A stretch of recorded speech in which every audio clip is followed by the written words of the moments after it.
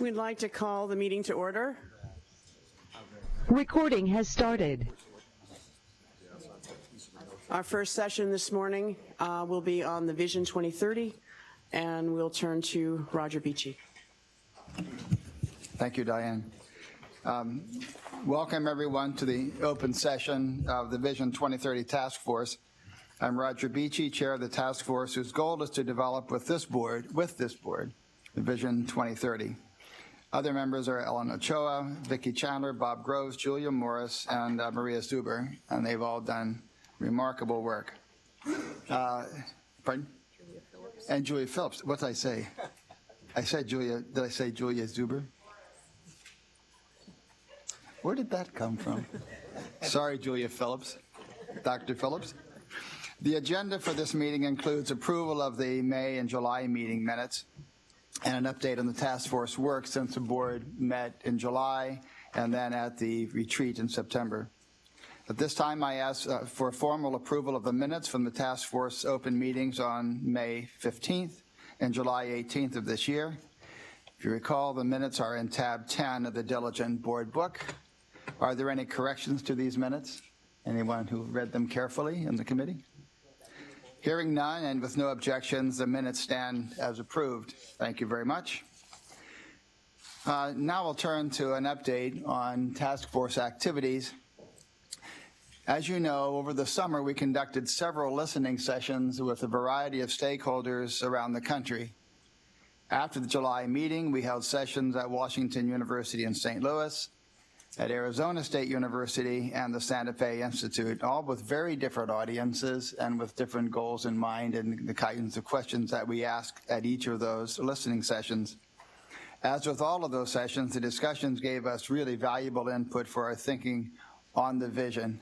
I found extremely, very unique the responses from the Santa Fe Institute and the group that met there, and all have been very, very helpful.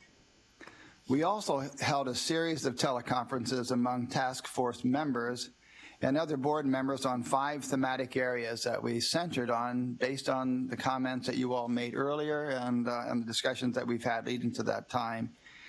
And those areas include the global system of science and engineering. What's it like in the global setting? What's the geographical distribution of the S&E capabilities in the U.S., and how can we address issues that we think are important for ensuring access to all in the U.S. to participate in S&E activities, including in education and eventually in innovation and job creation?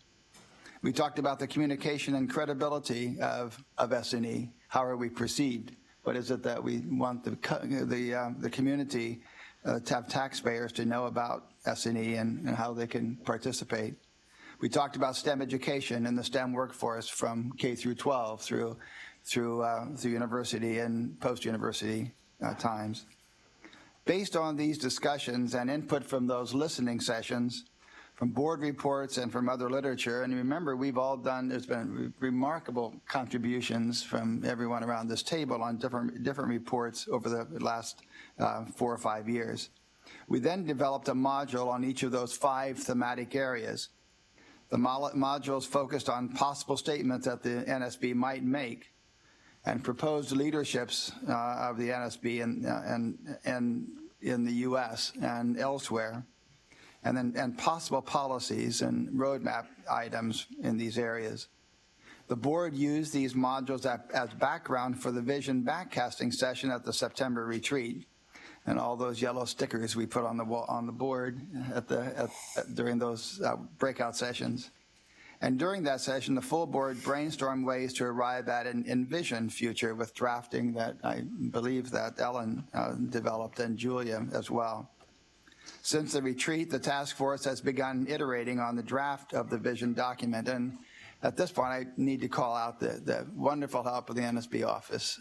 You guys have just been remarkable. You've taken what we started with and really helped us with some phrasing and really bundling items and issues together in ways that are semi-comprehensible at this point. So as we see it, the overarching messages of the vision incorporate the following essential ideas. First, to ensure American preeminence in science and engineering, because that has shaped our way of life for decades, and we see this as a critical component of going forward in the coming decades. We can't look far beyond, but certainly to 2030. Secondly, we want to recognize and point out how different the S&E enterprise is today compared to what it was earlier. That as a consequence of those differences, we face different challenges, and we have new opportunities based on what we know now that we didn't know a decade ago. We have solutions that we think we can address some of those challenges through what the background that the science and engineering has done in the last several decades. Thirdly, we cannot be complacent. In the face of all those changes globally, we cannot be complacent. This is an urgency, and we want to come through with a sense of urgency, and that we cannot be complacent at this point. And lastly, there's a focus over the next 10 years in areas that we think are really critical. Values, which we've talked about quite a lot on this board, and the future of science and engineering in this country. On talent, on necessary infrastructure and partnerships, and each of these infrastructure and partnerships we are painting with a very broad brush. We will not be getting into specifics in some of these items, but remain at a high level as we should, as in our role as advisors. But we'll use these values, talent, infrastructure, and partnerships that are necessary to maintain our S&E leadership role globally, because we believe and are convicted that this is essential to U.S. prosperity and security. The draft makes a case for why these focus areas are important, using select data from indicators. You've all read those and know how important those are, Reba, thank you very much. And other sources to show where the U.S. risks losing its status as a global leader by being complacent. And we call on our community, as well as a community that resides here in Washington, to recognize the challenges of being complacent. You will hear more about these complacency indicators in later sessions, and I hope that we can continue our urgency, a sense of urgency. The draft also lays out a roadmap of concrete actions the SAB will undertake over the next 10 years to attain the envisioned future. We can't simply lay out a vision without saying how we as a board will take on the challenge of ensuring that vision is met. Before we share a draft with the board, we'd like your input on the overarching message, the focus areas and other aspects, key aspects of the vision. So in the coming days, we'll be sending you a short questionnaire, and it will not take a lot of your time. It'll take some of your thought, but it won't take a lot of your time. So please be prepared to receive a little questionnaire from us. It won't be difficult to complete, but we'd like comments as well if you have those to offer. The task force has also scheduled a listening session with the NSF assistant directors in December to get their input on where the vision is headed. We also talked about, and I was reminded of this yesterday by Vicki, or someone, I think, about engaging other former members of the NSB to have some of their input as well. So I think that's a good piece of reminder. But there is, as you know, a plan to review the vision report at the February NSB meeting and NSF's 70th anniversary celebration, which we all will attend. So there's a lot to do, and you've got a short period of time to do it with the holidays coming up. So I hope you'll be able to respond relatively quickly when things come to you, because the staff at the office and others of us will, and the task force will be looking forward to completing the penultimate draft and getting it to you soon as we can, for direct input and comments that we'll go from there. So would any of you others on the task force like to add anything more than that? We had 30 minutes assigned to this session. We're going to be turning some of that time back over, but it was an update, I think, that I hope you'll appreciate. Any comments or questions?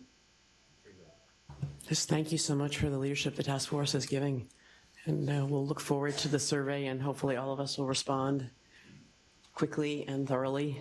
Okay, so thank you. As we have no other further business, this concludes the open session of the Vision 2030 Task Force. Thank you.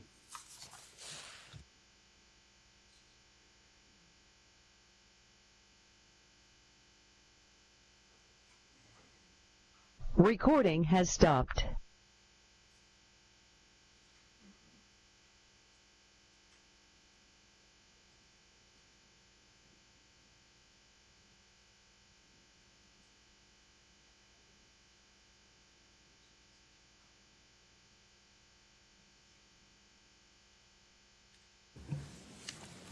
All right, so what we'll do is we will, in just a minute, we will move into the Committee on External Engagement. I believe that the Committee Chair, James Jackson, is on the line, and that the Vice Chair of the Committee, Jerry Richmond, is here. Recording has started. Okay, so let's... Yes, I'm here, Doug. Yes, I am. Can you hear me? Barely. Can we work on? Can you hear me? Please? Let me do the,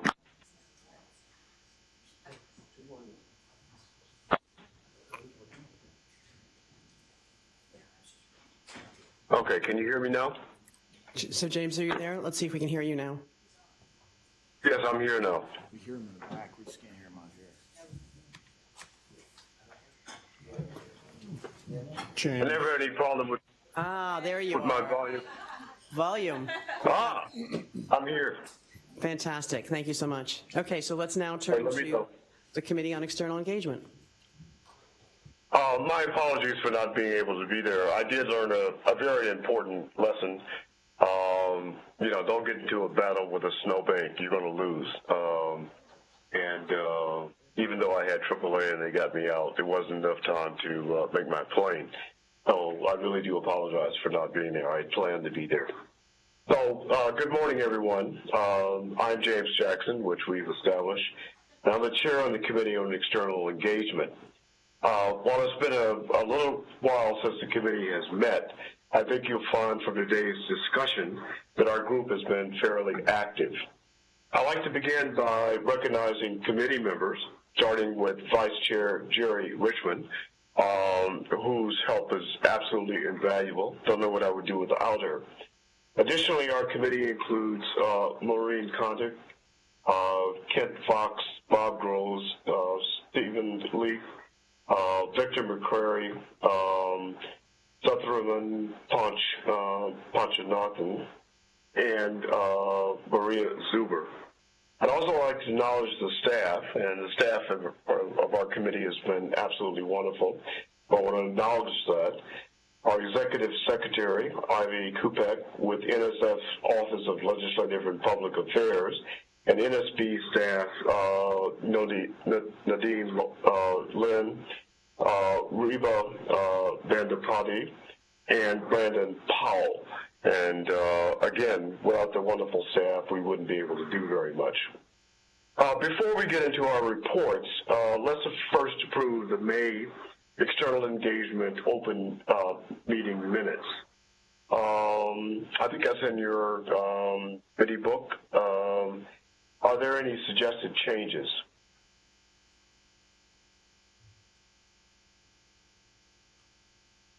Not hearing any.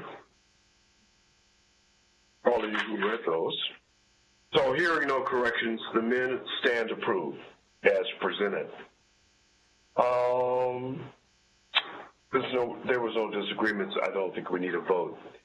Now I'm looking forward to this next agenda item, as we've asked board members to consider hosting congressional members at their institutions to highlight NSF-funded research and its positive local impacts. You may recall that Kent Fox hosted such an event at the University of Florida 2 years ago, and this August, Ponch did so at Arizona State University. We've asked Ponch to please take the floor, tell us more about this experience and his thoughts on the outcomes. Ponch? Thank you, James. We had a terrific bipartisan congressional event at ASU in August. We hosted two of the congressmen from Phoenix Tempe area, Representative Greg Stanton, Democrat from the Arizona's 9th District, and Representative Andy Biggs, Republican from the Arizona's 5th District, who happens to be also a member of the House Science Committee. We had an hour-long roundtable conversation with them, and 8 NSF-funded researchers participated in this. The researchers who participated encompassed many career stages, so we wanted to make sure that we had a breadth of talent that we presented to them. PhD students, young faculty, senior faculty, and NSF ERC center leaders. And also the breadth of fields that we presented to them included computer science, cybersecurity, energy research and solar technology, volcanology, nanotechnology for water treatment systems, and social science urban planning. With this diverse group of scientists, we were able to showcase the breadth of the research enabled by NSF on topics of critical importance to both our country as well as to Arizona. All participants had the opportunity to present a short summary of their research to the congressman and talk about their personal journey into science and engineering. As we know, personal stories can make a strong impact when communicating with legislators, and stories of our ASU students and faculty speaking about their own scientific curiosity were quite compelling. The participants also each highlighted how NSF support has enabled them to do their work, and in particular, how NSF funding allows them to explore truly frontier, foundational avenues of inquiry. Several of the participants noted that they were able to leverage the knowledge gained from the exploration to successfully compete for more directed mission-specific grants from other federal agencies. Congressman Biggs and Stanton, who I communicated after the event, were very impressed with the researchers as well as the event, and they promised to do that more frequently and left with a positive impression, which is what we are seeking for. Thank you, and now I'll turn this back to you, James. Thanks. Lessons learned from the previous speaker. I think we have a couple of minutes. If anyone has any questions of Ponch, well, we can take a couple of minutes to do that before turning to the next item on the agenda. Any questions? I can't see people's raised hands there, Jerry. So if somebody's asking a question. I'll be your eyes here, James. Oh, I appreciate I appreciate that. Any questions? James, Reba was there representing us very, very well. And Reba, if you had any comments. I don't. I think it was, that we had a great partnership with Ponch's folks at ASU for helping to organize that and identify the folks that came to speak. And it was just a really great event to hear everybody talk so wonderfully about NSF and talk to the members about their research. And we're just here to say that if anybody else wants to be next, please let us know. We'll gladly work with you on that. As you can see, part of this report is really kind of encouraging board members to think about these kinds of events, within their particular districts. We really think it's a good idea. So thank you very much, Ponch. I think these types of activities are an important complement to the board's meetings on Capitol Hill. I think it builds and strengthens relationships, and it increases congressional awareness of NSF's impacts in their home state and districts. Now, I'd like to encourage other board members to consider hosting such an event for their members of Congress. We think it's a wonderful way that we as board members can help raise greater awareness about NSF. If anyone else is interested in hosting an NSF-focused event at their institution, please let Reba or Nadine know as soon as possible. Nadine, do you have anything else to add, or Reba, to add to this? About how it's organized, or? No, I think we're good. I don't think we have too much to say. We've only organized 2 so far, so I'm assuming they could all be a bit different. But we can do it with, a short amount of lead time. But we need a little bit of advanced information. Yep. Suresh. Yeah, I think it would be good. James, just a quick comment to you and Jerry and others, I guess. So hosting events at the university is one thing, but what I have found very successful, of course, is to visit the congressmen and women in their offices. And in my previous job, certainly as VPR, I used to present our NSF portfolio to them, had deep discussions with some of the folks who were actually quite close to supervision of NSF. So I don't know if you're tracking those, if you're if you want to be informed about that. Obviously, it's not as an NSB member that some of us do that, but we certainly talk to our congressmen and senators. We have 1 congressman and 2 senators, so one of them is busy. Anyway, so I was wondering if you wanted to track that or somehow have any ideas for how we can enrich that. So I'll just jump in. This is Nadine. Yeah, absolutely. As you're doing these meetings anyway, wearing your other hat, if you if it's suitable to also weave in an NSF message and temporarily put on your NSB hat, that's great. The other thing I'll mention is you'll recall, I don't know, about a year ago or so, the EE committee had kind of put before the board considering committing to 1 home district office visit per year that is solely focused on wearing your NSB hat and talking about the value of this agency at the local level. So absolutely, we would love to see that and help out as needed.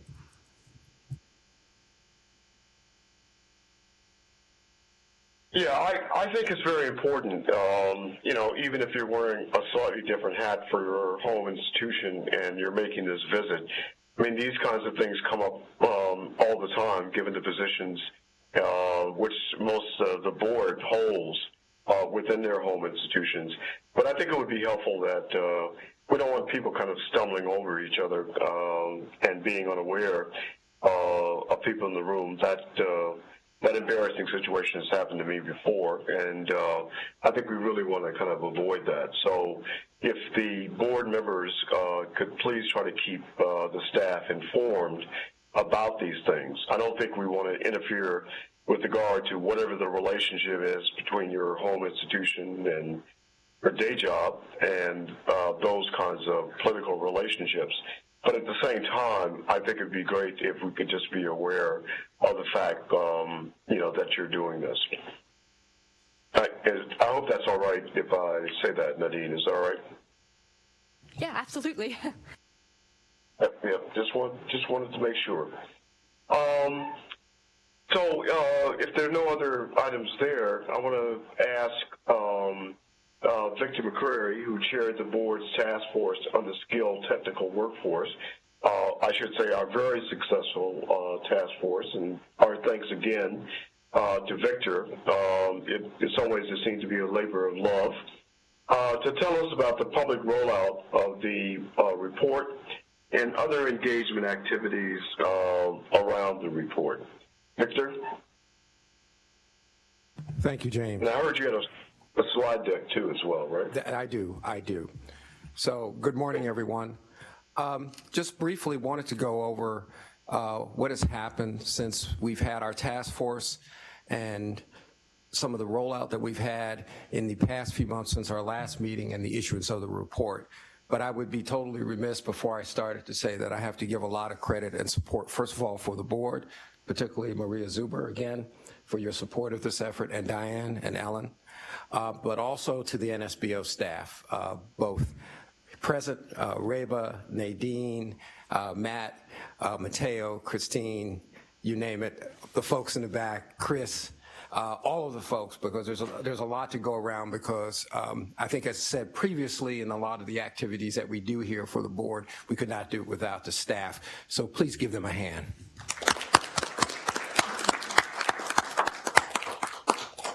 Going forward, as you can see, and all of you all were a part of this at some point in time, there were a large number of activities from the initial, when we had this discussion in November of 2016, and then when we issued the task force in 2017 and going forward, where we had a number of off-site meetings that we went to, a number of also other events. So a lot of the events that the NSB had, as you can see, are on the top, issued in blue. A lot of parallel events that happened are in orange. Kind of put your attention over to the right-hand side of the slide here. Last year, the White House initiated the National Council on the American Workforce. That also has a subgroup on that council. NSF Director Dr. Cordova France leads that, heads that, with the Department of Labor, Department of Education, and a few other cabinet departments, including Commerce. They have assigned a workforce policy group, and they have just come out in a few months and had and issued their priorities. Coincidentally, what was very nice was those priorities seemed to line up with a lot of the recommendations that we had put together as a subcommittee going forward in terms of messaging, in terms of interagency sharing of data, in terms of leveraging the portfolios that we've had. And then, as you probably heard even from Kelvin yesterday, the big issue is partnerships. How can we do partnerships and do partnerships better and do partnerships to promote this going forward? So in September, we had a release of the report at the Cannon House office building. It was filled. Diane gave a great opening and really got people excited about it. In fact, I could tell you they were asking for her autograph afterward on the report. And it was a good, when I say diversity of people, we had a lot of people from the trade unions that were there. We had one person who was from the architect of the Capitol that was there, but we had a lot of staffers from various states across who were very interested in this issue of workforce development, but also skilled technical workers, because I think if you read, and as I know you all have read the report, one of the things that is very concerning is that while we do a lot of very good research and we make those investments in research, we may have to make sure we future-proof our investment, particularly as an agency or other government agencies, because if we don't have the workers who are going to then manifest the research as it becomes mature and becomes technologically commercializable, then we lose those assets. And we saw a good example of this when we were in South Carolina, when we went to Florence Darlington College. They're working on an ATE award funded by NSF, where actually Clemson is the 4-year recipient of the award. They're doing work in aerospace materials. As you probably know, South Carolina has Boeing there. They want to kind of be a center for aerospace materials there. But they quite frankly said, we have to work with this community college and develop new ways of being able to machine these materials, because as the research starts to flow down and we start to be able to make these materials in earnest, we need to have that workforce here. And Boeing, who is our partner, has also said, look, we want to make sure you have that workforce available now, and we don't want to wait until the materials are there. We want to learn as we go along. So actually this is a good example of that kind of partnership that I think we want to also see going forward. In terms of events, so a number of events happened. We had a White House meeting with Diane, myself, Steve Willard and Bob Groves, I believe. We went there to the White House. We briefed both Liddell and Ivanka Trump on this meeting. Very, very interested in what we were doing and wanted to continue us with the messaging going forward, as well as to make sure that the National Council on the American Workforce, in terms of the time of the recommendations, they were pulling these committees together. So that was very good. The White House every year has an HBCU Industry Day where they invite all of the agencies to participate and look at opportunities for HBCUs. So we gave a talk there that was sponsored by the Department of Treasury that talked about the STW and some of the issues that they'd like to see for government opportunities. We had the September 12th rollout on the Hill, as I had mentioned previously, October 15th. Where many of your institutions belong to that. That's run out of the national academies. That's the Government University Industry Research Roundtable. They had a whole discussion on research and equity and research and how we were developing the workforce. So we distributed reports there. We went down with some of the NSBO staff to the Society for American Military Engineers. There, what they're concerned about is a number of veterans who are coming home who are learning a lot of skills, getting certificates, and how do those certificates translate into the civilian sector, and this whole issue of data. How can we make sure that these folks have a path? They can see, for example, what are the salaries that are going to go forward. And so it was quite interesting. They said, look, we're here to serve you, and they're willing to give up all the data that they can to help us move forward this effort, as well as work with certain cabinet level organizations. The ATE conference that happens every year, the PI conference, fantastic event there, gave a talk on the ATE. We distributed a large number of reports. Very, very, very, very receptive. I think they had about 2,500 attendees there, and so it was extremely important. Again, a real call out and shout out to Dr. Celeste Carter for all her work and what she's doing in this and pushing this. DOD and the National Academies had a workshop that involved minority serving institutions, and it was on the issue of the future workforce. As you may know, the National Academies came out in February of this year with a report that talked about the STEM workforce and where the role of minority serving institutions and the role they play. Just to give you a couple of factoids, at the undergraduate level, the MSIs put out more STEM undergraduates than the PWI institutions, and half of those institutions are community colleges. So they were very interested in this report.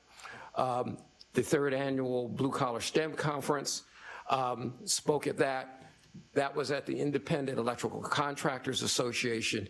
And again, there was an issue there. Very interested in the report because right now there's an estimate that there's a need between 80,000 and 100,000 electricians across the country. And as we had pointed out in the report, the skills for those electricians are very different from those that we knew in a previous generation. And then Monday presentation at the Black Chemist Conference, talked to Shram, who's on the PCAS from Dow with the American Chemical Society, very interested in this issue because in the chemical industry, as you probably know, it's one of the industries where we have a point of pride because we are a net exporter of chemicals. Very interested because also the Chemical Facility Safety Act, which was passed about 5 or 6 years ago, most of the people who have to work, all those people who have to work in that sector have to be U.S. citizens. So their concern is, how do we get more people coming in here who are also not only qualified, but also have the skills? And so this is a picture at the Blue Collar STEM Conference about 2 weeks ago, again, talking to both parents and a lot of the citizens nearby. In the state of Maryland, they have 3 basic industries, which is meds and eds, national security, and agriculture. The national security sector there, Lockheed Martin, Northrop Grumman, as well as NSA, are looking for large numbers of people to come in, and right now they can't fill those jobs. Apparently the number that the National Academies puts out about 2022, that there's about 3.5 million jobs that are right now unfilled. They think that number is a lot higher. And so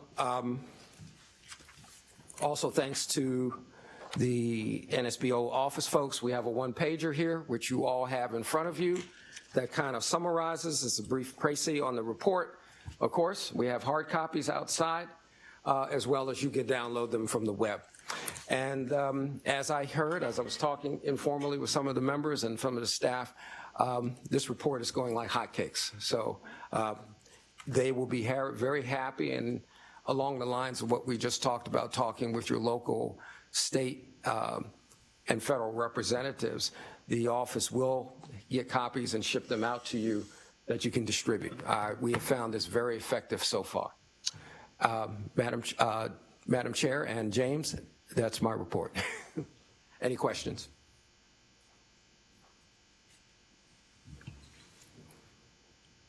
Back to you, James.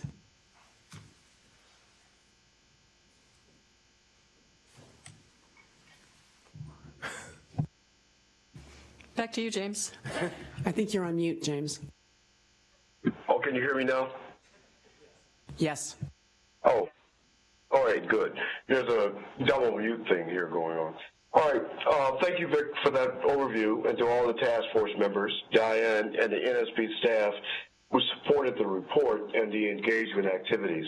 I think this has been a very good thing for the NSB board to have taken on, and I think it had a lot of positive outcomes, not only for us, but for the people that we're trying to serve, who are represented in terms of the kind of objectives of the task force itself.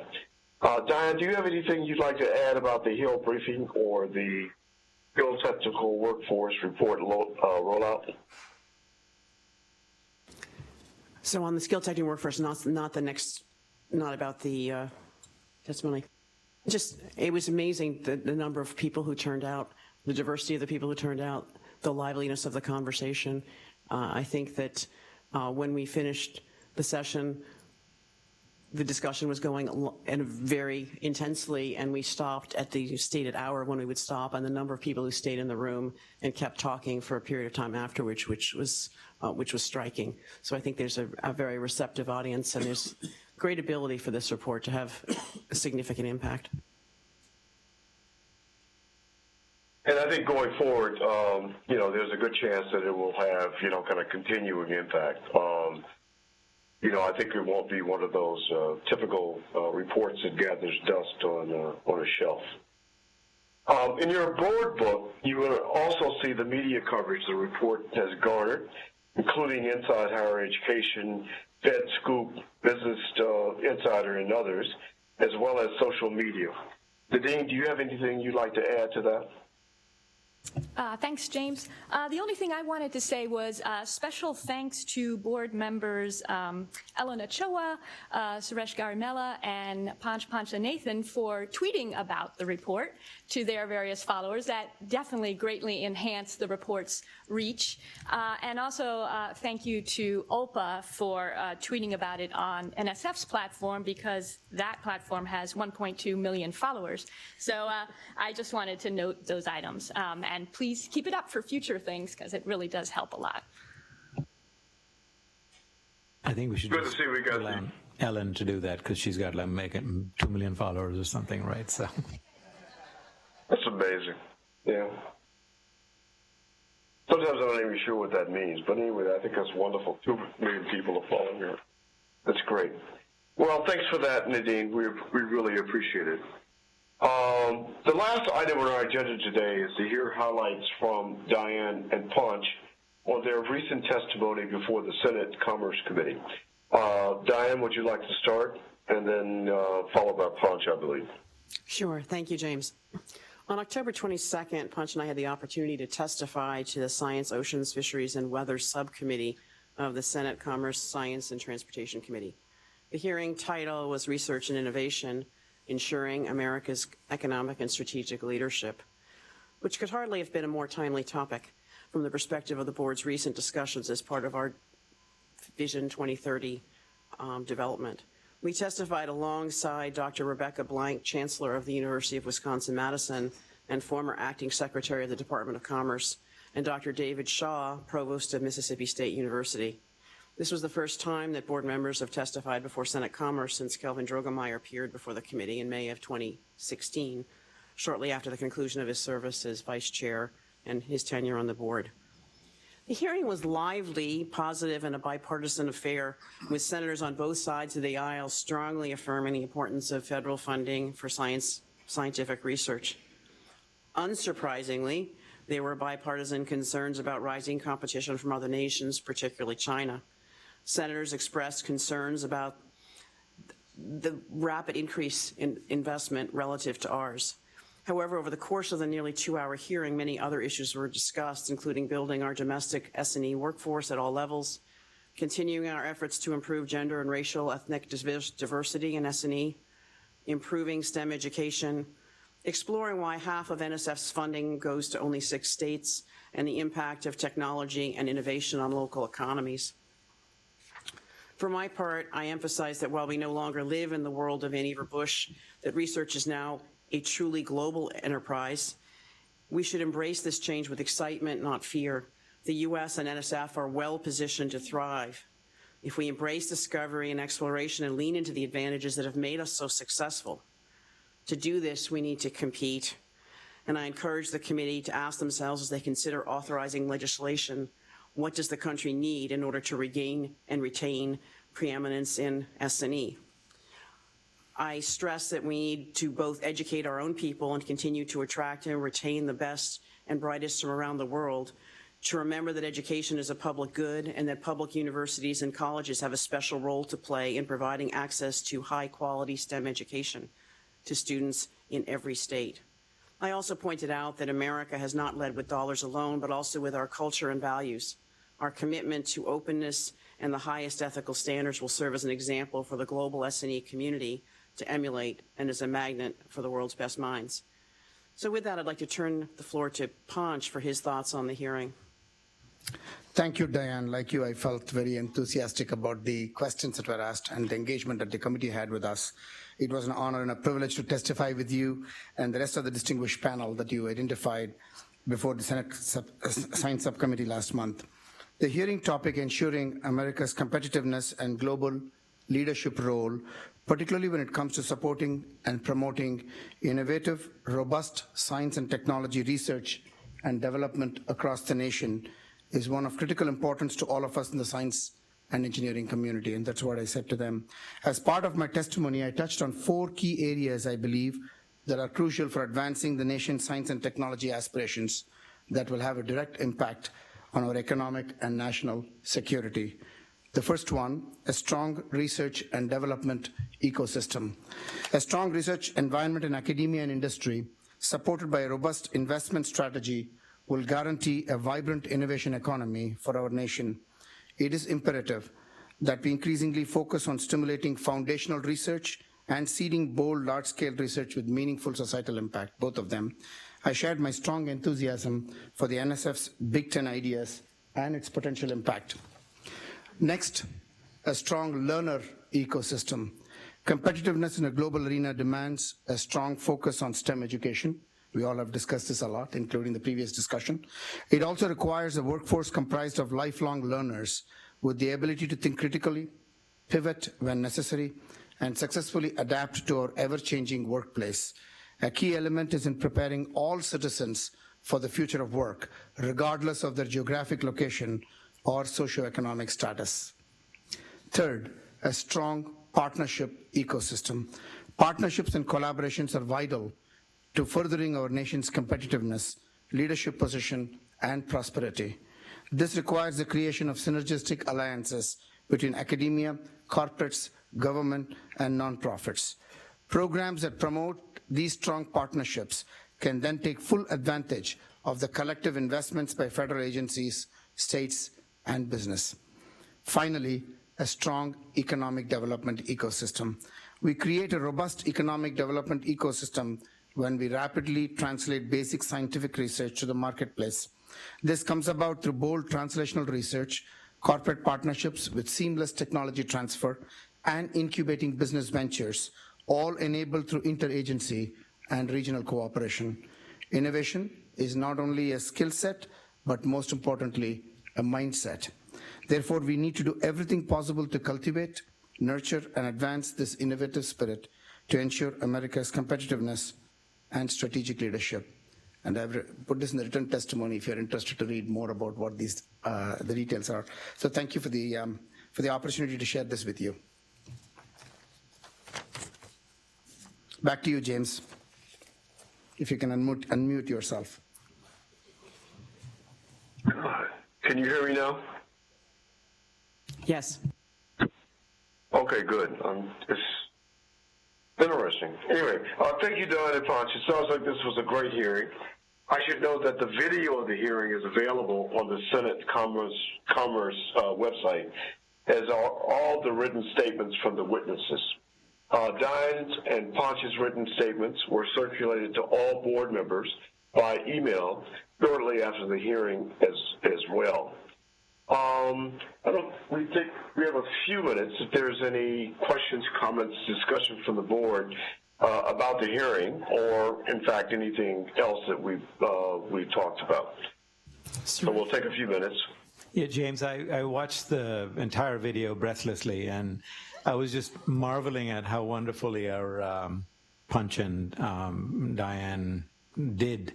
The questions weren't all necessarily sort of pre-thought, but you both recovered very nicely and responded wonderfully. So in Punch's words, fantastic.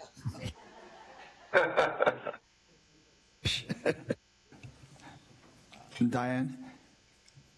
Any comment? No, just Just a question. On hearings like this, I've wondered, especially on information sort of hearing, has there been a reach out, any reach out from staff back to NSF or to you all for follow-up questions or other things that they can do? I mean, what's the action that you see that you've engendered? So basically, they sent us follow-up questions, which we are working on right now. Typically, what happens is the questions that didn't get asked gets asked, and then you have to clean up your testimony as well as answer those questions. I think both of us have received that when you're working on it. Are they substantive questions, or I'm curious because time I've gone up, they've been budget kind of things, and some are substantive, some are much more to make sure that the constituencies are appropriately represented in terms of the advancements that they are making. Yeah. Roger, Diane received 12 or 13 questions. One of them is on agricultural research, and we'll be darkening your door. Yeah, it's been darkened. We're gonna manage that one. Okay, thanks. Wonderful. Any further questions or comments? All right, hearing none, I want to thank you all, both our presenters as well as the board, for listening and asking questions. I don't think, do you have anything to add, Jerry, as we end this session? No, except to say it's been a remarkable amount of activity and how cool it is to get all these updates. So that's all I have to say. Thanks, James. Yeah, it is pretty good. Well, there being no further business then, this meeting of the External and Engaged Committee is adjourned. Back over to you, Diane. Thank you, James. So let's turn now to the open session on the Committee of Strategy. Recording has stopped. That's interesting. All right. We will still move to the Committee on Strategy open session. Thank you, Madam Chair. Welcome, everyone, to the Open Committee on the Open Meeting. Recording has started. I'm Roger Beachy, Chair of the committee. Other committee members include John Anderson, Vicki Chandler, Maurice Koenig, Suresh Garamala, Emilio Moran, Bud Peterson, Julia Phillips, and Steve Willard. The agenda for this meeting includes approval of the July meeting minutes and an update on NSF's FY 2020 appropriations. At this time, I ask for formal approval of the open minutes from the Committee on Strategies meeting on July 18th of this year. The minutes are in tab 12 of the Diligent Board Book. Are there any corrections or additions or deletions to these minutes? Move to approve. If there are no objections, the minutes stand as approved. Thank you very much. And now to the item of the day that we'd like to hear more about. We'll hear an update of the FY 2020 appropriations from Ms. Caitlin Fife, NSS Budget Director. But first, I'll ask Fleming if there are any comments that you'd like to make as a precedent. I'm delighted to have Caitlin speak to you. Ms. Fife, it's yours. It's yours, Caitlin. Good morning, everyone. I'm so glad to be in front of you again today. We're going to review some topics that are pretty familiar to you all. We'll talk a little bit about the current budget context, and then we'll go through the FY 2019, FY 2020, and talk briefly about what's next. So the first slide is an update of one that I have shared with you previously, which is kind of both provides the historic picture for what NSF has been funded at, as well as kind of captures in one point where we are for FY 2020. As you'll note, we have quite a few reference points for FY 2020, and the ball really hasn't landed quite yet. So we're looking at the FY 2020 request was at around $7 billion, and the high water mark is still the House mark at 8.6. The new data point we have since the last time we talked to you is the Senate mark, which came in at 8.3. Another thing to update you on is the Bipartisan Budget Act of 2019. As you know, there has been an agreement on discretionary budget caps. Those are both defense and non-defense discretionary updates. The orange line shows the agreements that Congress has passed into law, compared to the blue line, which shows the current law, or the caps that were provided in FY 2020 Budget Control Act. One thing I will note is that the line ends in 2021, and that's because the initial law passed in 2011 ends in FY 2021. One more point just before I leave this slide is that while there is agreement on the totals, there is still a significant amount of work that needs to be done on the allocation of that increase. So we do not know how much will be provided to the various the various appropriations bills, and then within the appropriations bills, how that will fall out for the various federal agencies. And so this is just to give you a large strategic viewpoint. There's still a lot to be done about how this impacts what NSF will ultimately be funded at for FY 2020. So for 2019, I just put up this slide as a reference point for folks to remember kind of how things shook out. We had an appropriation of the historic level of over $8 billion, and that was about $300 million over what our current plan was the year before, so a real increase of about $300 million, and it was about $600 million above our request. And you can see the account level comparison on this slide as well.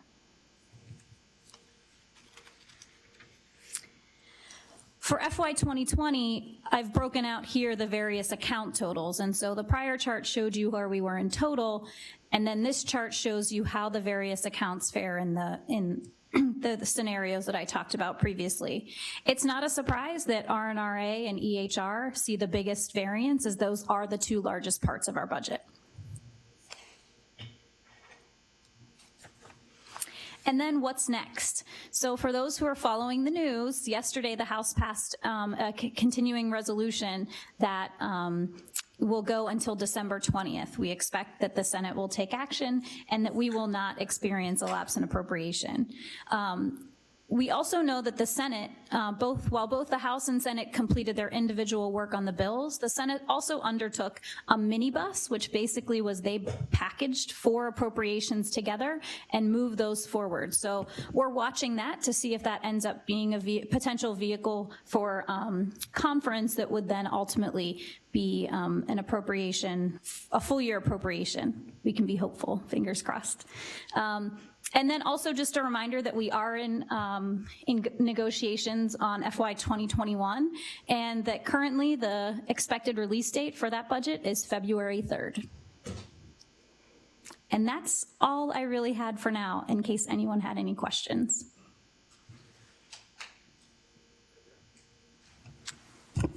Any questions from the board for Caitlin?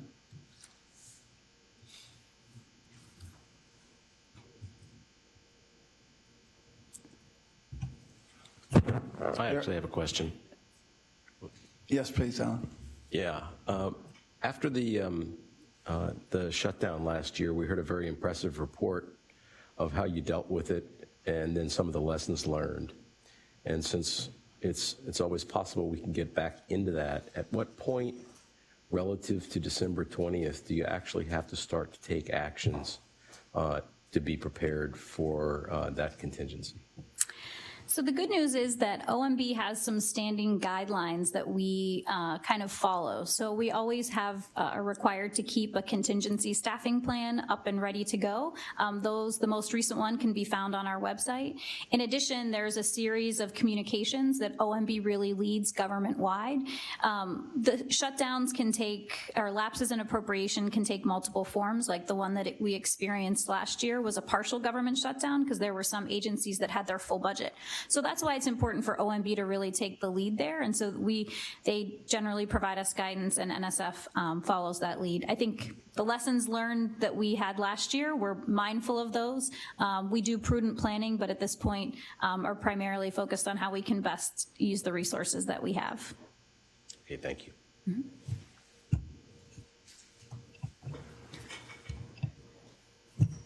So let me just ask pointedly, how are we now, you and Fleming both, are we optimistic about the Senate? I mean, about the negotiations, what might come out of that? I am unprepared in this open session to comment on that. And I'm unprepared in a closed session to comment about it, because what I know is what you know from reading the paper. We have,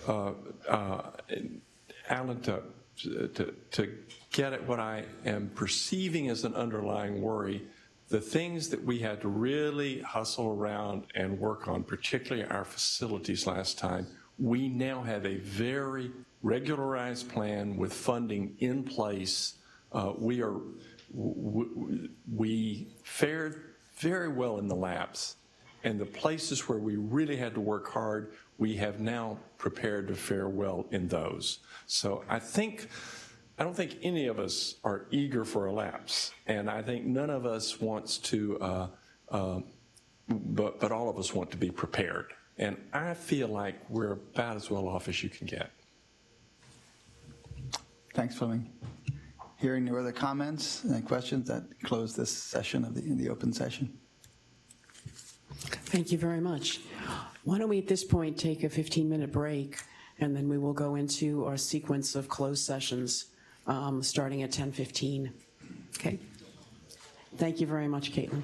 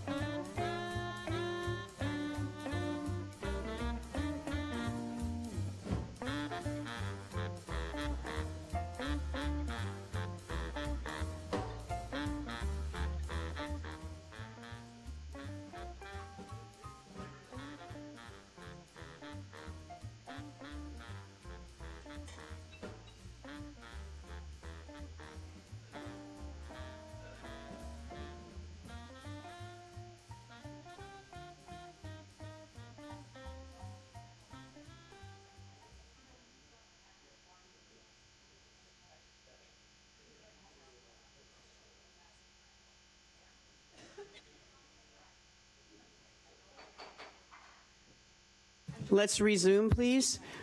Our next agenda item is the Committee on Science and Engineering Policy, open session, led by Julia Phillips. Dr. Phillips. So, good afternoon. Before we get started, I'd like to remind everybody that the members of our committee are Bob Groves, Artie Bienenstock, Suresh Garamella, Emilio Moran, Setharaman Pachanathan, Jerry Richmond, and Dan Reed.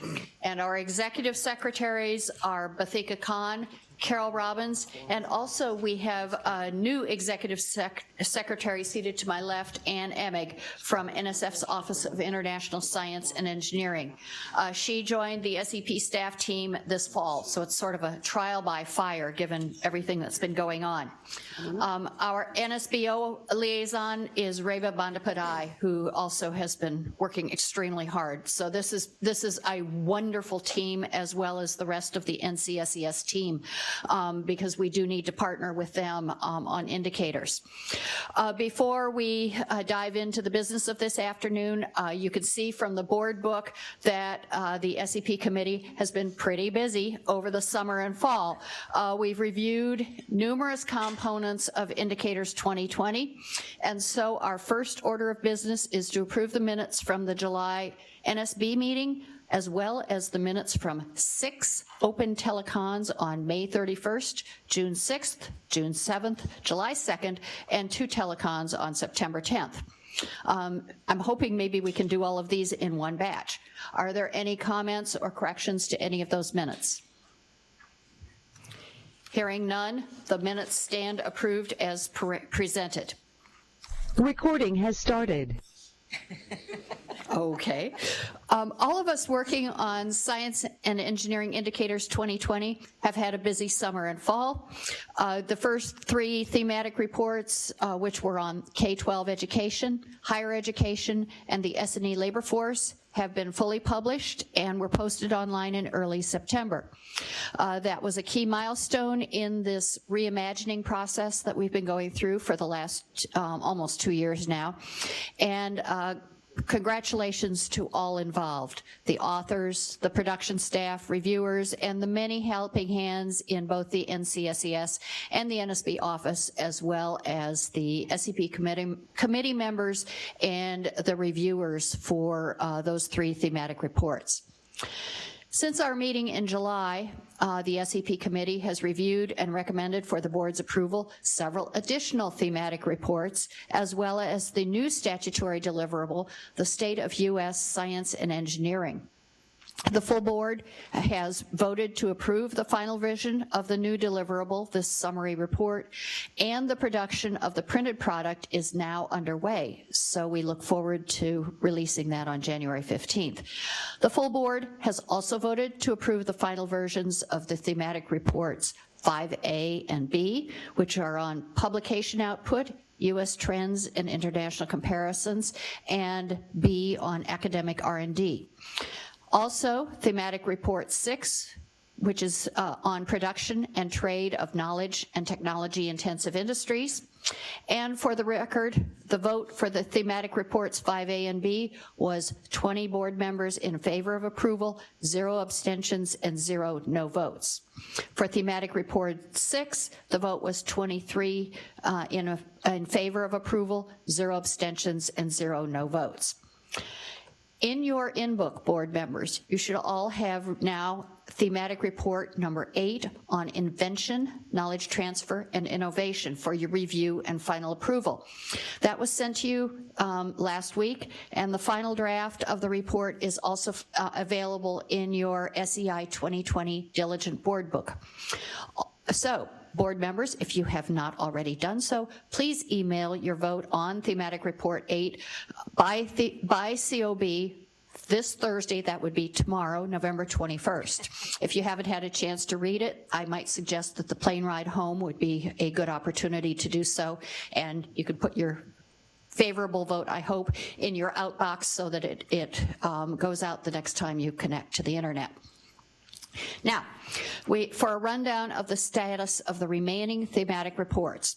Thematic report 4 which is on U.S. and international R&D, is scheduled to be distributed to the board for final approval within the next 2 weeks, and its release is scheduled for sometime in January. The final vote on this report is a little bit later than the others because we are delaying slightly to incorporate recent updates to the R&D statistics. This is one of the advantages of this staggered publication of the thematic reports, where we can, in some cases, get more recent data into the report than we could if we published everything at exactly the same time.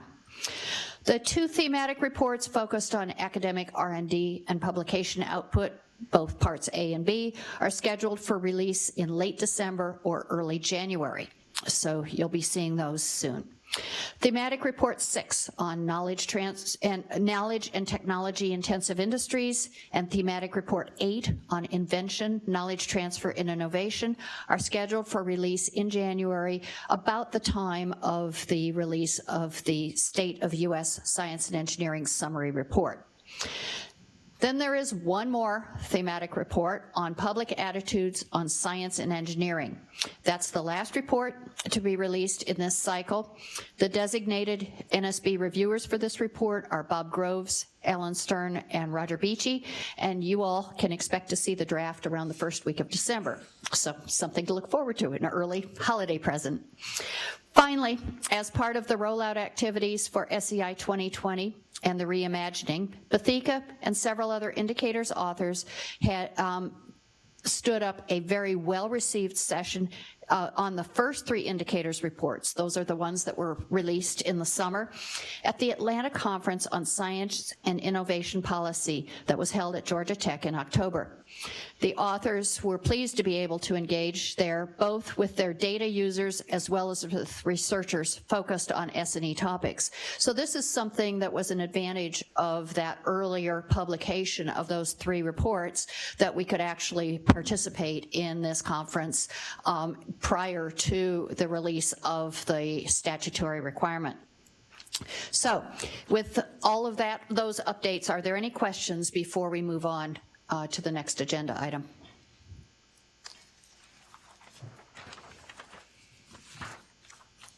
Okay, now we're going to talk about the rollout plan for indicators. The formal rollout of Indicators 2020 is, of course, accompanied by the release of the new printed deliverable. This is the one part of the indicators that places very high priority on a printed version of the report, the State of U.S. Science and Engineering. The delivery of this product will take place on January 15th in fulfillment of the congressional mandate. You all have already seen that. You all voted, I believe, unanimously to approve that summary report.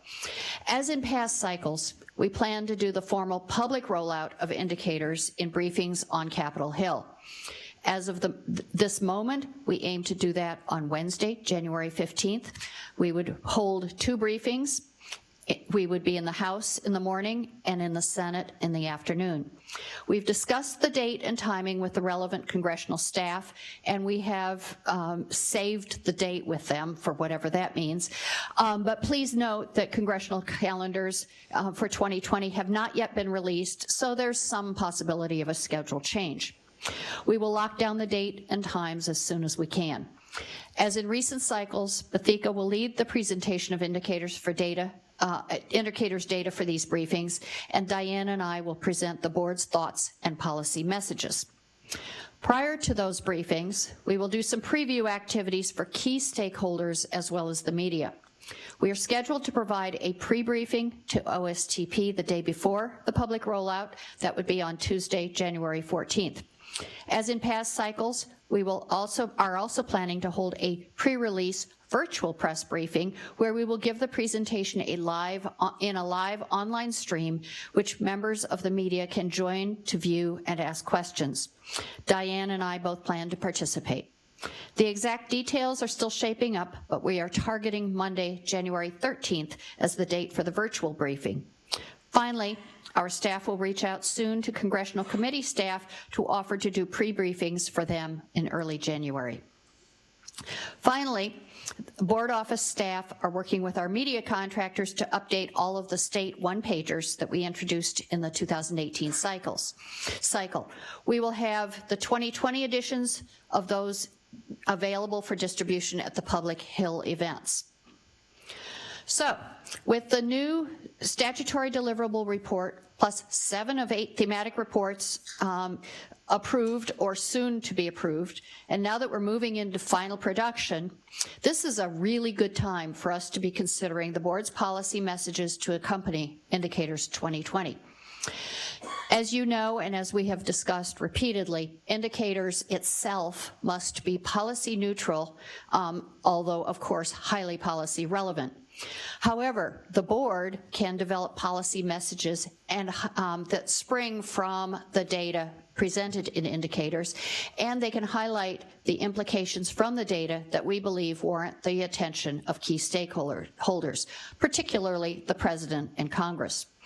And then highlight those to inform them as they make strategic decisions that will shape the future of U.S. science and engineering and probably have even broader implications. So what I see in Indicators, I've talked to the NCSES staff about this as well as the board office, it's a mixed picture. There's some good news, there's also some troubling news. The trends, as usual, are not definitive, but given the unavoidable lag in data, the fact that these are all lagging indicators to some degree, some by quite a few years, as much as a decade even. By the time we see a clear trend, it may be too late to take effective action. We might already have lost so much ground that it is hard, possibly even impossible, to catch up. So one of the words that I've been using as I've started to think about all of the 8 thematic reports and the summary report is the concern about a level of complacency in the U.S. towards its position with regard to science and engineering research. This discussion is really important for us also as we think about our vision project, which we've already discussed during this meeting. And so we can ask ourselves, what would it take for the U.S., if you agree that complacency is a concern, what would it take for the U.S. to shake off that complacency? What steps would we have to take as a nation to ensure that the U.S. continues to strengthen an inclusive and innovative S&E enterprise? What strategic policy decisions and actions do we have to take now to allow the U.S. to thrive in an increasingly competitive global world of science and engineering R&D, where there are many nations and countries that are performing at truly world-class levels? The rollout of Indicators is an opportunity for the board to lay out how we see the challenges. The vision can then help state how these challenges might be addressed. This sort of synergy between the two would be ideal and could amplify the board's voice and increase the impact of our recommendations that would come from the vision, as well as possibly some other statements. So I'm hoping that these thoughts, together with our conversations in this morning's session, as well as at lunch, stimulate an active discussion now. Based on some of the earlier discussions, I don't think there's going to be too much problem with that. So I'd like to open this up to the full board now.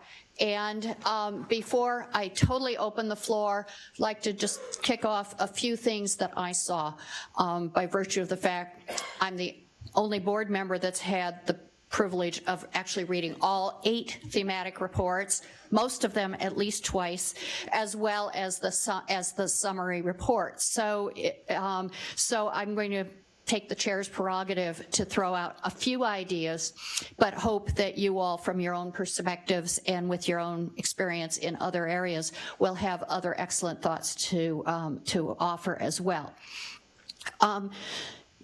I continue, although these, the thematic reports that have to do with mostly with talent were released earlier in the summer, some of those messages have stayed with me particularly clearly as we've gone through the other reports. While the S&E workforce has grown, it's not as homogeneous, and while the diversity of the workforce has increased, it still does not mirror the population. And so that is an indication that participation in the S&E workforce is not equally available to all members of our population. I am very troubled with the stagnant nature of test scores in K through 12 in science, mathematics, and engineering. Been stagnant for about a decade, and if you look at highly performing countries, I characterize it as mediocre. The US remains and will remain for the foreseeable future, I believe, on US trained foreign students to fill its highest level, particularly PhD at science and engineering positions. And if you look at the stay rates, those data are a decade old because the students, it is looking at people still in this country who came to this country to study a decade ago. Another area of concern not covered so much in the indicators is stagnant or declining investment in higher education, particularly in our state universities. That's been highlighted in reports from other sources. So talent, I think, is an issue, and I think it is a both and. We have to raise the level of our domestic talent participation as well as achievement. And we have to continue to have a steady stream of foreign talent that comes here for education and decides to stay. So that's one piece. In terms of R&D investment, the US continues to be at the forefront in most areas of R&D investment, but others have grown very fast, very quickly, and the level of R&D investment in this country is relatively flat compared to other countries and regions. U.S. R&D investment is increasingly driven by business, which has certain implications for where the investment goes, and the federal government is still the dominant investor in the fundamental research, which is, I believe, the seed corn for our future economic well-being. And finally, while the US leads in science and engineering PhD degrees, there is a much higher percentage of that is in the social science, incredibly important, which means that actually other nations are leading in natural sciences and engineering PhD degrees. And there are other aspects of globalization with regard to venture capital, patenting, so forth and so on, that also indicate a much flatter, more level playing field. That's not necessarily a bad thing, but when the slope of achievement in other parts of the world is dramatically upward and it's more or less flat in the US, it makes one wonder about complacency.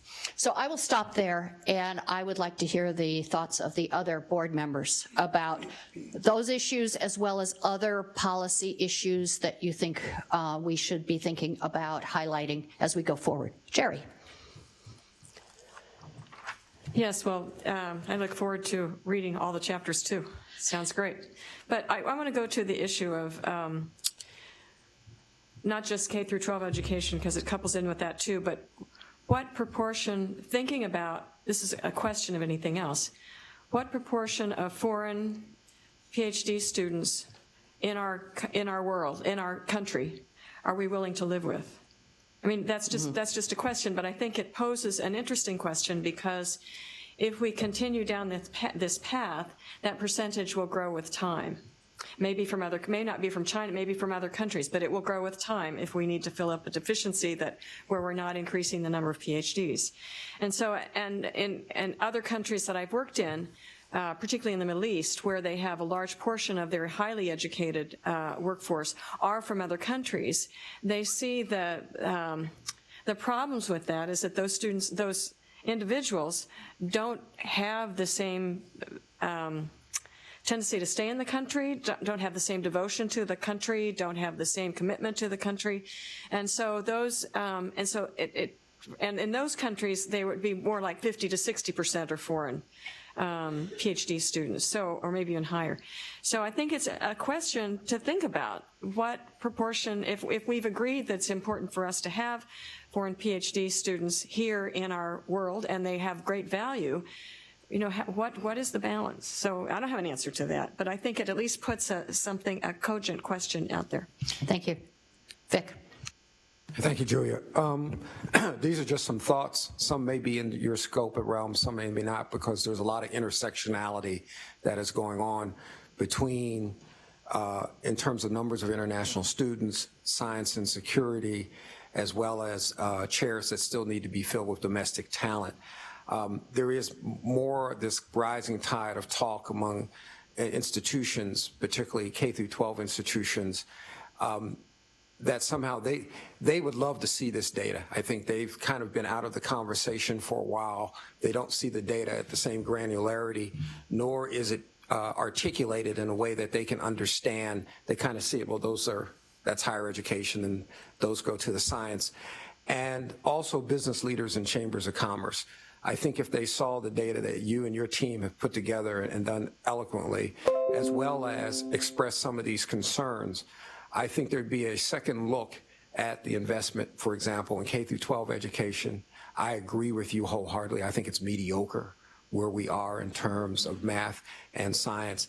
But I also am concerned, and you've heard me say this, I think we're at a Sputnik 2 moment right now in terms of where we are as a country. Given that, I think if you see that investment and making the case for folks here, then I think you now start to look at how do we make sure if we're going to compete, whether we're number one or number two, we are not going to be able to compete if we have 25 to 35% of the population on the bench, okay? And that number of 2042 is alarming.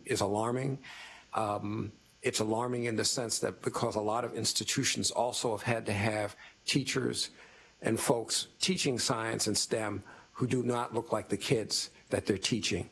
And so therefore, and you know, let's face it, kids are not stupid. They look at this and say, this game is rigged, okay? So why should I go into these areas, okay? Because I don't see women, I don't see underrepresented minorities. Let me go do something else. But now I think with the data you have and the ability maybe to think about a campaign to get that out to a broader segment could have the kind of impacts that we have as a board about our concerns in terms of STEM, K through 12, and the vision that Roger and his team are putting together. So, just to clarify question, at least one aspect of what you're saying, I think, is that we need to broaden sort of our communication plan and have communication that is tailored for some of these other audiences. Is that, is that what you're saying? That's one of the, if you could get that the big thing, because like I said, right now, we enjoy, you know, the indicators, but we are kind of in our bubble, in our closed sector. Oh, yeah. But, and then that's not that's not a criticism. But if we were to broaden that, because I think a lot of times both state, local legislators, chambers of commerce, we talk about partnerships with industry, they don't see this data, okay? And so they're making a lot of assumptions and budgetary decisions based on extremely old, outdated, or faulty data and assumptions. Thank you. Okay. To build on that, being able to do state indicators, I mean, time, but being able to break that down for each state, because the state is the one that really, anyway. Okay. Punch. No, I agree with you, Jerry, on the state part. That's an excellent point. So I'll raise some of the issues, and then I don't know whether these rise to the level of a policy discussion or even a prompting of a policy discussion. Clearly, you know, investment in basic research that's talked about, and the attractiveness of this to international students is talked about. You know, these are some things that I referred to in my testimony, and I wanted to reinforce that. The predominance of industry investment in R&D and how might we leverage that from, I'm looking at it from an academic perspective. What are the ways in which academia and industry can work even stronger and leverage the overall R&D investments? It's $500 billion. and what we have is only 20%, $100 billion that comes from federal investments. So what might be the mechanisms that we can promote more of the leveraging so that more inventiveness will be out in the public domain? So that's something that I don't know how to couch that, but I'm just going to posit it as an idea that we might want to think about. The other thing is with regards to patenting, clearly we saw the skewing that is happening in terms of where we were and where we are right now. So what might we do in terms of promoting more inventiveness in order that the patenting numbers look much better in the future? The third component is venture capital. We talked about that there. How can we incentivize more venture capital investment in places that venture capital investment is not there today? Because Sand Hill Road, yes, Boston, yes, but it has to spread across the country. And we worry about this in Arizona quite a bit. And therefore, what might we do as messages that can help expand the venture capital investments in good ideas? The partnership thing that I talked about, and I agree with what Vic said, is how might we bring out the partnership with states and cities, all of whom are thinking about economic development and how might and founded on solid science and technology infrastructure. So what might we do to bring out those aspects for people to ponder? Because we want this S&E indicator to be much more used by not only the traditional audiences, we want this to be used by many, many folks. And if the messages of these kinds are not embedded somehow or drawn out, it may not get the attention. That's my worry, is that it'll become a self-serving small community that reads this data but does not get the attention of others. So the last one, I don't know how to say this, but I will say this. Because of the intense focus on China as a competitor, there's a lot of data points here, China-related. Should we have a one-pager almost, not necessarily for even public dissemination, but even for our own information of reality versus perception, or hype versus perception versus reality? So what might that look like? For example, I read a couple of days ago that if the collaboration with China is sort of reduced in its intensity, the number of US publications will also go down significantly because there's an increasing number of collaborative publications with China. So there are some indications that this is something that we should be watching out in terms of what we need to do and also be aware of what that means. And so I wonder whether there is a place for us to think about this in terms of because there's a lot of talk about China, although we talk about global, there's a very specific focus on China, and what might we do to draw the data out, if that makes sense for the rest of the colleagues. So I'll stop there. Thanks. Thank you, Panj. Other comments? Ellen. So I don't have any suggestions about additional policy statements, because I think the ones that you mentioned were the ones that, really jump out and we're highlighting, and several of those play into the vision report. But remember, the vision report, a lot of it is for us going forward, right? So it's about us as a board and as committees to say, how do we continue to talk about this, and how do we talk about it with communities outside our just the NSB and the NSF? Because that's really what we can do as a board, right? We use our voice. So as you talk about talking to other communities and who we all might want to engage with, I really think that is part of the roadmap going forward for the vision, because, that's exactly what we're trying to do, is say who else needs to be engaged in this to help make these things happen. So, 10 years from the line, we have this thriving S&E workforce. So for your committee, for the External Engagement Committee, and just for the whole board to be thinking about, that really is a lot of what we're trying to do with the vision, and it folds in what you are doing so well in policy with these great indicators which allow you to make these statements and show, where there really needs to be emphasis placed. And with our thriving External Engagement Committee, I think we can really make good use of that. Thank you, Ellen. Roger. Yeah, I might have missed it because you had such a lovely list of things that we need to handle, priorities. But in the context of the environment for research and education, I hope there's enough in there to indicate that it's also facilities-based. An investment by the state for facilities, and investment by this agency in facilities, especially in those underserved parts of the country, it would also resonate, I think. And I think we believe that that's the way to engage, to make sure that we get as much, as Pon said, investment eventually by the venture community depends upon excellence in local regions. So we can't have new industry if we don't have investment in the areas that we think there's a paucity of investment. So and facilities goes more than just a building. Right. No, that's a really good point. The indicators as currently configured, I don't think hit that really hard, but those aren't the only data that we can draw on. And so that maybe you have identified an area where we need to go back to our NCSES partners and see what else may be out there that will help us make that case. Anila? Oh, I would just like to echo what Ellen said. You really, and everyone, you've touched on so many things, but I think the point is that there are so many aspects that this board can come from. I really agree with that, Ellen. In particular, I think that with the External Engagement Committee and the visits to around the country, we're beginning to be able to acquire data that show how important it is to look into these other methods of bringing people into STEM education. But in fact, bringing people into STEM education is ultimately giving us, I think, a way into K through 12 education, which is truly appalling, because eventually we will find that people aren't even educated enough by our K through 12 educational system to get into, say, community colleges at the right level to do what we need for STEM. And I think it's with that kind of pressure from above, we can't do anything about elementary school teachers or the programs in various states.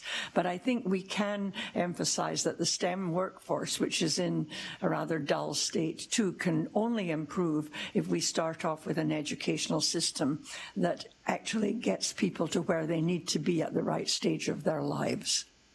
We talk about seed corn in research. We ought to talk about seed corn in people. Thank you, Anila. Anybody else? Okay, I don't see any more hands. Bathika, Carol, do you have anything to add at this point? No, thank you. Okay, good. Excellent. Well, thank you for that. We actually have a chance of being not too late when we finish this session. Thank you. Really good ideas and a good discussion. The beginning. There will be, of course, a lot more. Working with the SEP committee and staff, we will use your thoughts that have been offered today. If anything occurs to you on the plane, by all means, shoot us an email or give us a call. And we will use this to help shape the remarks that Diane and I will make as part of the indicators rollout presentations and media activities. There is one more order of business before we adjourn this session. I think it would be extremely beneficial for the SEP committee to have a retreat pretty soon after the delivery of the indicators. You know, presumably we are all going to kind of go into a deep slumber for a while. But when we reemerge, and before we have forgotten everything that has gone on the last 2 years, I think we should do some reflection. The reimagined indicators has spread the workload across many months, and has turned the engagement from the SEP and the board with the NCSES authors into an ongoing, sometimes, seemingly never-ending activity. At the same time, the new streamlined format of the reports has been very well received, and it has allowed us to have some very rich discussions, which might not have been possible as we talk about the substance of each report, and to incorporate lessons learned from the first few reports into subsequent reports. So we already know that there are some good things that have come out of this process. It's been really exciting. I can't tell you how much I've learned, and it's been just amazingly good on the whole, as far as I'm concerned. But as with any big change, it has been very strenuous. And the fact that Bathika and Carol are both still smiling, I think says more about their innate personality and capability than it does about how much. Oh no.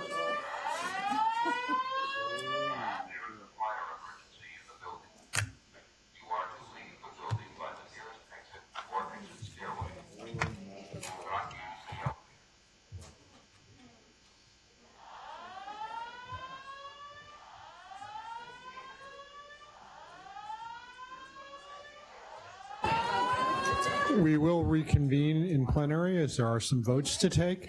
We will reconvene in plenary as there are some votes to take. A reminder to bring your ID so you can get back into the building.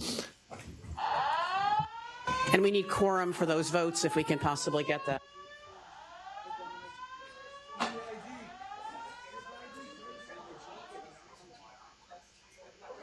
I don't think I'll evacuate.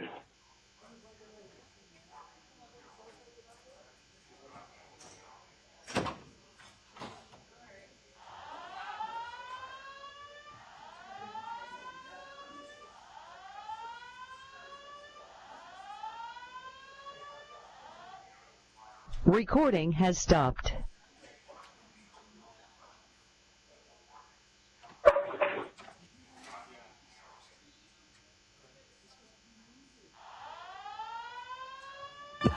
For board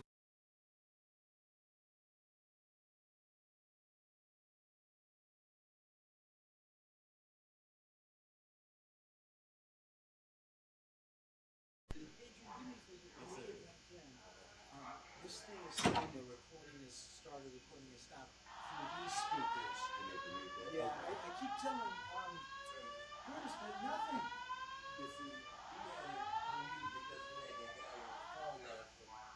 Do those things both interact in?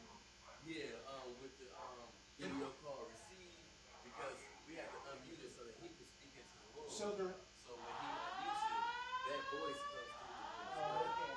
Well, yeah, so what we'll do is we'll mute it and then I'll let him know when to unmute it. Yeah. Yeah.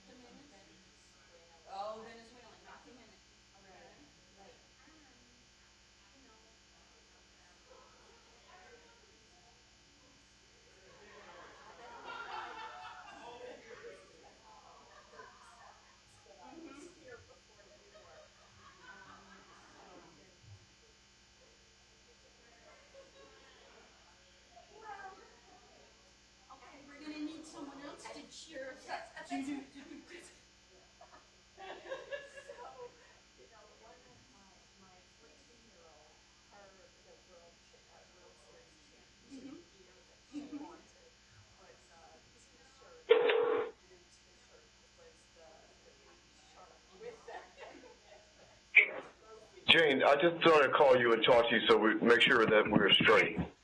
The stuff I sent you earlier was wrong.